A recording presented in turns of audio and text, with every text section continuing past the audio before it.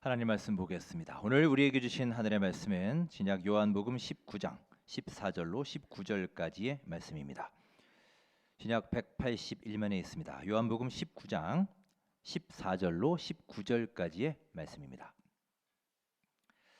14절로 19절 우리 한 목소리로 합독하시겠습니다. 이날은 유월절의 준비일이요 때는 제6시라.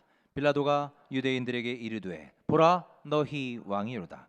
그들이 소리 지르되 없이 하소서 없이 하소서. 그를 십자가에 못 박게 하소서. 빌라도가 이르되 내가 너희 왕을 십자가에 못 박으랴. 대제사장들이 대답하되 가이사 외에는 우리에게 왕이 없나이다 하니 이에 예수를 십자가에 못 박도록 그들에게 넘겨 주니라.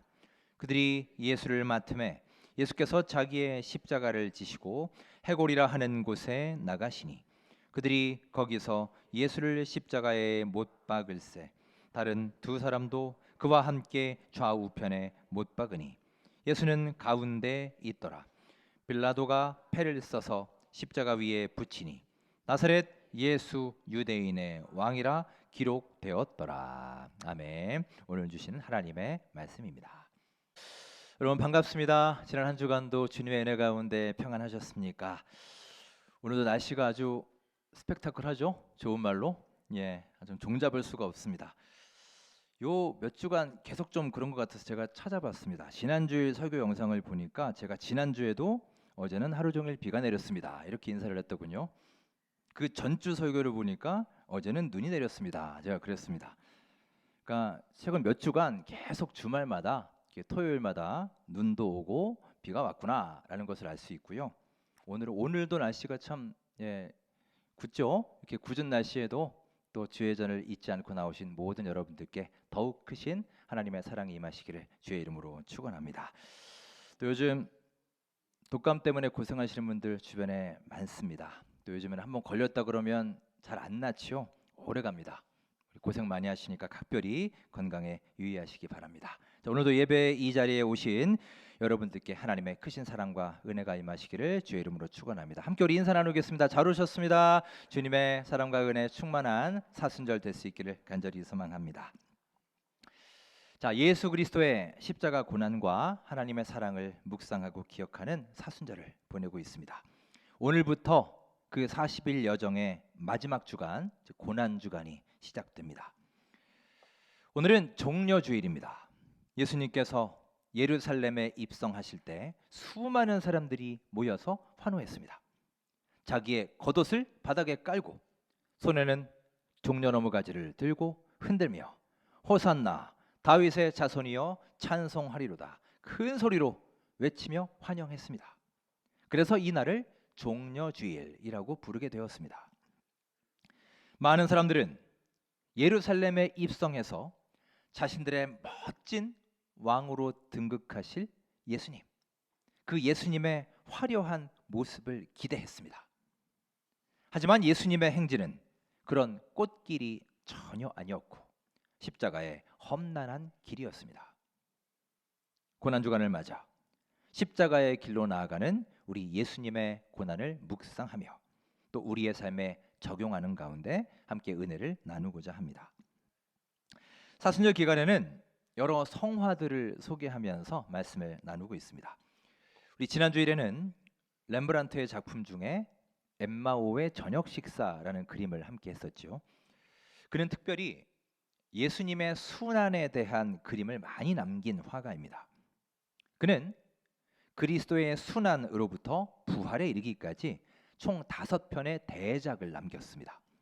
그 중에서 십자가에서 내려지는 그리스도라는 작품이 있습니다. 우리 그림을 함께 보실까요? 저 작품입니다.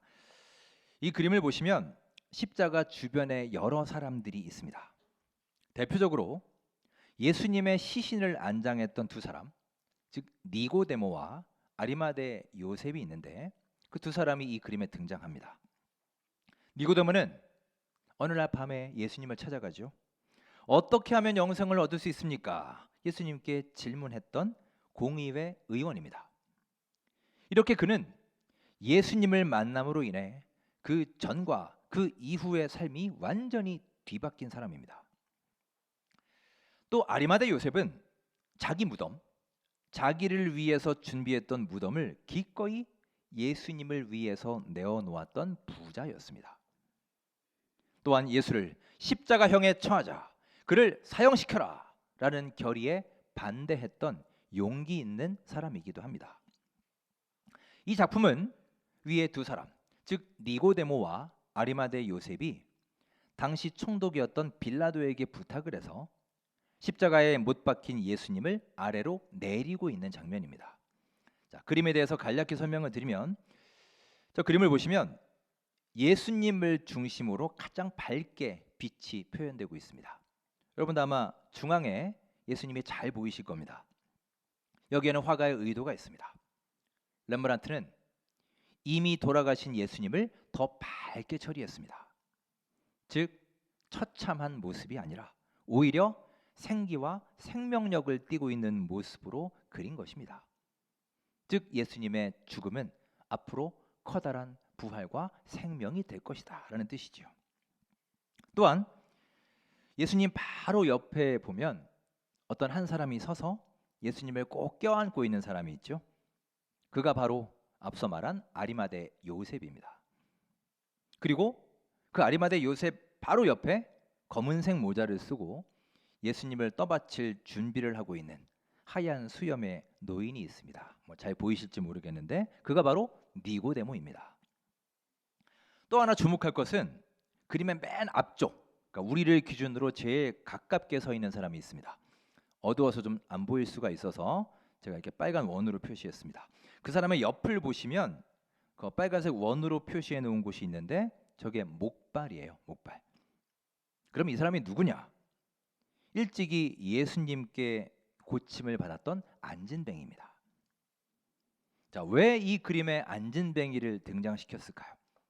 이 안진뱅이가 오늘날 우리에게 말하고 있는 거예요. 예수님이 이렇게 나를 그리고 우리를 걷게 해주셨는데 너희는 지금 고침받은 그 다리를 가지고 어디에 있느냐? 이것을 묻고 있는 것입니다. 여러분, 이 그림에서 치유받은 안진뱅이는 지금 어디에 있습니까? 예수님의 마지막 순간에 그분의 바로 옆에 있었어요. 이제는 앉아 있는 것이 아니라, 그가 한평생 그랬던 것처럼 앉아 있는 게 아니라 고침받은 그 다리로 서 있는 것입니다. 예수님으로 인해 새로운 삶을 살게 된 그는 이 순간 예수님이 자신을 일으키고 고치셨던 그 능력의 사건, 그 기적의 순간을 다시 한번 떠올렸을 것입니다. 하지만 여러분, 이렇게 사람들이 십자가 곁에 있음에도 참 안타깝게도 이 자리에는 마땅히 있어야 할 사람들이 보이지 않습니다. 누가 있을까요? 왕 대신 예수님의 옆자리를 앉기를 탐했던 사람들이 있죠. 그 자리를 노리고 싸웠던 사람들이 있습니다. 서로 내가 크다, 내가 더 높다 다퉜던 제자들. 그들은 정작 가장 중요한 순간에, 예수님의 마지막 순간에는 그 자리에 없었습니다. 심지어 나는 절대로 주님을 버리지 않겠습니다. 큰 소리를 뻥뻥 쳤던 베드로조차 보이지 않았습니다. 렘브란트는 이 그림을 통해 강조하고 있습니다. 나도 저 자리에 있는 많은 사람들처럼 예수님을 십자가에 못 박는데 함께한 죄인이다. 이 고백을 하고 있는 것입니다. 여러분, 우리는 이 그림 속에 함께 서 있는 또 한 사람의 모습을 발견할 수 있어야 됩니다. 그것은 바로 나 자신, 여러분과 저 자신입니다. 지금 우리의 모습은 어떠한 모습입니까? 예수님의 부활의 감격과 화려한 승리에는 함께 하기를 원하면서 정작 고난과 핍박의 자리, 십자가의 길은 두려워하고 외면하며 함께 하기를 거부하며 살아가는 나약하고 비겁한 우리들의 모습은 아닙니까? 사순절의 마지막 주간을 맞이하며 우리 예수님 앞에 이런 나의 나약한 모습을 고백하고 회개하는 소중한 시간이 될 수 있기를 간절히 소망합니다. 20세기의 위대한 설교가 에이든 토저가 이렇게 말했습니다. 불신앙은 그때 거기만 말하고 신앙은 지금 여기에서 순종하는 것이다. 참 많은 도전이 되는 말입니다. 여러분, 불신앙은 늘 과거에 머무릅니다. 그때 하나님이 나에게 역사하셨었지. 예전에는 내가 정말 뜨거웠었는데, 예전에는 매년 성경도 통독하고 금식기도도 하고 새벽기도 나오고 봉사도 많이 하고 정말 열심히 했었는데 점점점. 여러분, 이 뒤에 점점점이 무슨 뜻일까요? 열심히 했었는데 옛날에는, 그런데 지금은 그렇지 않다. 이것이 생략된 말이겠지요. 항상 과거의 영광이나 은혜만 말하면서 정작 현재에는 순종하지 않고 충실히 임하지 않는 신앙, 이것이 오늘날 많은 사람들의 믿음의 상태이며 현주소입니다. 이 당시 예수님의 제자들도 그러했습니다. 과거에 상황이 좋을 때, 자신의 안위와 자리와 기득권에 아무 영향이 없을 때는 믿음이 아주 좋아 보였지요. 신실해 보였습니다. 열정 가득한 신앙처럼 절대 주님을 떠나지 않을 것처럼 보였습니다. 하지만 막상 위기에 직면하고 자신의 안위와 이익이 위협받게 되니 그들이 어떻게 되었습니까? 곧바로 돌변해 버렸습니다. 결국 모두 다 그 자리를 떠나버렸습니다. 그들 모두 그때 거기에만 머물렀고 과거에만 머물렀고 지금 여기에서 주님의 십자가 길에 순종하는 사람은 아무도 없었던 것입니다. 여러분 기억하십시오.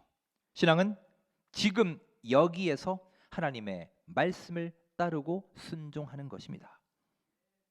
오늘 이 시간에도 하나님이 여러분에게 말씀하실 때 너는 지금 내가 인도하는 곳으로 가라. 너는 지금 여기에 이 시간에 내가 하는 말씀을 들으라. 사인을 주실 때 이제는 과거의 경험과 영화로부터 벗어나 아침마다 새롭게 공급해 주시는 하나님의 크신 은혜를 바라며 지금 여기에서 순종함으로 나아가는 귀한 주님의 아들, 딸 되시기를 간절히 소망합니다. 유대인들은 소리 높여 외쳤습니다. 소리쳤습니다. 자, 뭐라고 그들이 소리를 쳤는지 본문 15절 말씀을 함께 읽으며 살펴보겠습니다. 읽겠습니다. 그들이 소리 지르되 없이 하소서 없이 하소서 그를 십자가에 못 박게 하소서. 빌라도가 이르되 너희 왕을 십자가에 못 박으랴. 대제사장들이 대답하되 가이사 외에는 우리에게 왕이 없나이다 하니. 아멘. 그들은 예수를 십자가에 못 박아라 라고 소리쳤습니다. 다 같이 군중들이 소리를 질렀습니다. 마침내 그 무리들의 커다란 소리가 이겼고 예수님은 십자가를 지고 갈보리 언덕길을 오르셨습니다. 그리고 거기에서 못 박히셨습니다. 예수님의 생전에 죽음의 자리까지도 꼭 함께 가겠다던 제자들은 실제로 그 시간이 닥치자 언제 그러냐는 듯이 모두 다 도망갔습니다. 그래서 그 십자가의 현장에는 슬피 울고 있는 여인들밖에 없었던 것입니다. 여러분, 우리는 또 한 번의 고난 주간을 맞이합니다.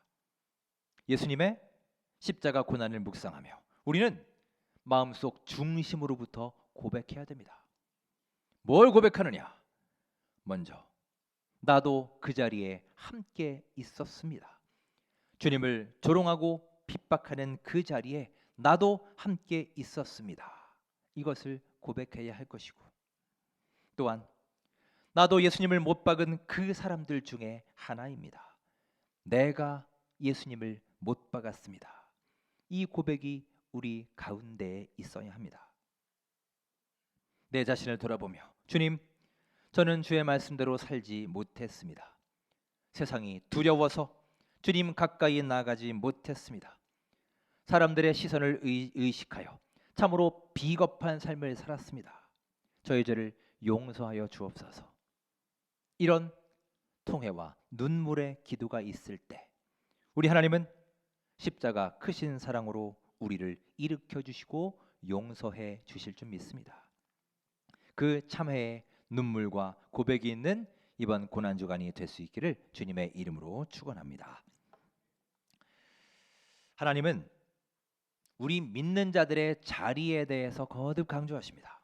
즉 자신의 자리, 내가 있어야 할 자리를 잘 지키는 삶이 매우 중요하다 말씀하십니다. 성경에도 이런 예들이 많이 곳곳에 나옵니다. 노아는 죄악으로 가득한 당시 세상 속에서도 자기의 믿음의 자리를 굳게 지켰습니다. 모두들 타락했습니다. 하나님과 다른 방향으로 나아갔습니다. 죄악이 가득했습니다. 그럼에도 그는 하나님 말씀에 순종하여 묵묵히 방주를 짓지 않습니까? 수많은 사람들이 얼마나 그를 어리석다고 놀려댔습니까? 너는 왜 그렇게 어리석냐고, 너는 그 말을 믿냐고, 너는 지금 도대체 뭘 하고 있는 것이냐고 그를 비난했습니다. 하지만 그는 결코 굴하지 않고 자신의 자리를 지킨 신실한 사람입니다. 다니엘은 바벨론의 포로로 잡혀가서도 그 낯선 환경과 자신을 향한 위협에도 기도의 자리를 끝까지 지켰습니다. 그에게는 그 어떤 왕의 위협도 죽음의 공포보다도 하나님 앞에 기도하는 그 자리가 훨씬 더 소중하고 가치 있었기 때문입니다. 오늘 본문 말씀도 바로 이 자리를 강조하고 있습니다. 예수님이 지신 십자가를 오늘날 나의 것으로 삼기 위해서는 이제 우리가 나에게 주어진 자리를 잘 지켜야 하는 것입니다. 이전에는 우리가 예수님을 십자가 위에 못 박는 자리에 있었습니다. 하지만 이제는 바뀌었습니다. 예수님을 내 마음속에 모시고 그 십자가에 내가 함께 못 박혀야 하는 것입니다. 사도 바울이 바로 이것을 내가 못 박히는 삶을 고백하고 있어요. 자, 갈라디아서 2장 20절에 우리 유명한 말씀이 있습니다. 함께 읽겠습니다. 내가 그리스도와 함께 십자가에 못 박혔나니 그런즉 이제는 내가 사는 것이 아니요 오직 내 안에 그리스도께서 사시는 것이라. 이제 내가 육체 가운데 사는 것은 나를 사랑하사 나를 위하여 자기 자신을 버리신 하나님의 아들을 믿는 믿음 안에서 사는 것이라. 아멘. 이 시대의 많은 그리스도인들은 예수님의 십자가를 보면서도 자신의 십자가는 지지 않으려 합니다. 제가 매년 사순절마다 강조하는 메시지가 있습니다. 바로 No cross, no crown. 십자가 없이는 면류관도 없습니다. 라는 성경의 핵심 메시지입니다. 여러분, 우리가 믿음의 자리를 굳게 지키며 내 십자가를 지고 묵묵히 믿음의 길로 나아갈 때 하나님은 여러분과 저의 그 수고와 인내를 절대로 잊지 않으시는 분이십니다. 사랑하는 여러분, 부활의 승리와 감격은 십자가의 고난이 없이는 결코 존재할 수 없습니다. 부활의 면류관은 거저 얻어지는 게 아닙니다. 십자가의 죽은 자만이 부활의 면류관을 쓸 수 있는 것임을 기억하시기 바랍니다. 여러분, 십자가가 무엇입니까? 십자가는 곧 죽음의 상징이에요. 내 자신을 죽이는 능력입니다. 주님이 지신 그 십자가에 내 욕망, 나를 괴롭히는 정욕, 지금도 나를 지배하고자 하는 내 욕심이 못 박힐 때 비로소 그 십자가는 세상의 핍박을 이길 수 있는 강력한 능력이 될 수 있는 것입니다. 한 어린아이가 있었습니다. 그 아이는 달콤한 사탕을 너무나 좋아했습니다. 그래서 사탕을 너무나 좋아한 나머지 양손에다가 사탕을 이제 더 이상 쥘 수 없을 만큼 가득히 쥐고 들고 있었습니다. 이제 문을 열고 밖에 나가려고 하는데 문을 열려면 손잡이를 돌려야 되잖아요. 그런데 양손에 사탕을 꽉 쥐고 있으니 손잡이를 돌릴 수가 없습니다. 어떻게 해야 되나 발만 동동 구르고 있으니 그 아이의 모습을 본 엄마가 말합니다. 얘야, 손에 있는 그 사탕을 내려놔야 문을 열 수 있어. 그렇게 계속 꽉 쥐고 있으면 너는 이곳을 나갈 수가 없단다. 순간 아이는 고민했지만 결국 사탕을 내려놓고 그 문을 열었습니다. 그리고 밖을 보니 그 바깥 세상에는 더 커다란 놀이터와 각종 자유로움이 그 아이를 기다리고 있었습니다. 여러분, 나를 십자가에 못 박는다는 것은 내가 꼭 붙들고 있고 아직도 놓지 못하고 있는 고집, 내 자존심, 욕심, 미움, 분노, 시기하는 마음, 남과 비교하는 마음, 이 모든 것들을 예수님 앞에 내려놓는 것입니다. 여러분, 내려놓아야만 우리가 진정한 기쁨과 자유의 삶을 누릴 수 있는 거예요. 한 집사님이 있었습니다. 그 집사님은 안 좋은 습관이 하나 있었습니다. 평상시에는 참 온유하고 친절하신 분인데 운전대만 잡으면 완전히 다른 사람으로 돌변하는 분이었습니다. 우리도 그런 분들이 계시죠. 매일 출근길마다 운전하면서 혹시나 누가 자기 앞에 끼어들기라도 하면 막 화를 내고 막 욕을 해댑니다. 늦으면 신호도 무시하고 클락션을 마구 눌러댔죠. 어느 날 그 집사님은 예배 시간에 기도하던 중에 이런 음성을 듣게 됩니다. 너는 왜 항상 네가 운전석에 있느냐? 네 삶의 운전대를 나에게 맡길 수는 없겠느냐? 그는 이 음성을 듣고 순간 정신이 번쩍 들었습니다. 그리고 깨달았습니다. 그동안 내 방식대로만, 내 스타일대로만, 내 편한 대로만 내가 살아왔구나. 이제 그렇게 살던 삶을 못 받고 예수님께 내 삶의 운전대를 기꺼이 맡겨드리는 것, 주님께 내 삶의 주도권을 드리는 것, 이것이 바로 십자가에 자기를 못 박는 삶이라는 깨달음이었습니다. 여러분, 이제 우리 삶의 주인 되신 하나님께 내 손에 있는 것, 아직도 꼭 쥐고 놓지 못하고 있는 그것을 맡기실 수 있기를 간절히 바랍니다. 주님의 은혜의 파도에 내 몸을 맡기셔서 그동안 경험하지 못한 새로운 은혜와 감동을 누리고 깨닫는 이번 사순절과 고난주간이 될 수 있기를 간절히 소망합니다. 말씀을 마무리하겠습니다. 오늘날 한국 사회는 서로가 서로를 십자가에 못 박고 있습니다. 참 안타깝습니다. 국회의원이 동료 국회의원을 못 박습니다. 예수님 믿는 성도가 다른 성도들을 못 박습니다. 교회가 다른 교회를 또한 못 박고 있습니다. 어떻게든 서로의 허물과 죄와 약점을 찾기 위해 혈안이 되어 있습니다. 그리고 공격합니다. 남을 밟아야 내가 올라갈 수 있다고 생각합니다. 이미 지난주부터 조기 대선 준비가 한창입니다. 아마 6월 초로 정해진 것 같습니다. 이번에는 정말 서로를 비난하고 헐뜯는 네거티브 선거가 아니라 상대의 의견을 귀담아 좀 들어주고 서로의 정책들을 주고받는 가운데 좀 생산적인 토론과 선거 문화를 회복하는 그런 기회가 될 수 있기를 기대해 봅니다. 여러분, 예수님의 십자가의 본질은 이렇게 다른 사람을 못 박는 게 아니에요. 내가 십자가에 못 박히는 것입니다. 교회는 다른 사람을 정죄하고 못 박는 곳이 아닙니다. 그렇게 되어서는 안 됩니다. 십자가에 못 박힌 사람, 상처 입고 아파하고 신음하는 사람을 치료해주고 위로해주는 곳이 바로 진정한 교회입니다. 저는 우리 원천교회가 그런 하나님의 위로와 치료가 있는 생명의 공동체가 될 수 있기를 간절히 소망합니다. 우리 사람은 누구나 다 허물 많은 존재들입니다. 여러분도 저도 그런 허물과 죄와 실수에서 아무도 자유로울 수 없습니다. 그러니 여러분, 이제 다른 사람의 허물과 잘못들을 드러내고 정죄하며 그들을 못 박지 마시기 바랍니다. 고난주간의 시작점에 하나님이 우리에게 물으십니다. 내가 십자가를 질 때, 내가 고통 가운데 있을 때 너는 그 십자가의 자리에 함께 있었느냐? 거기 너 있었는가? 너는 그때 어디에 있었느냐? 주님의 이 질문에 우리는 뭐라고 답을 하시겠습니까? 내일부터 고난주간 특별 새벽 기도회가 시작됩니다.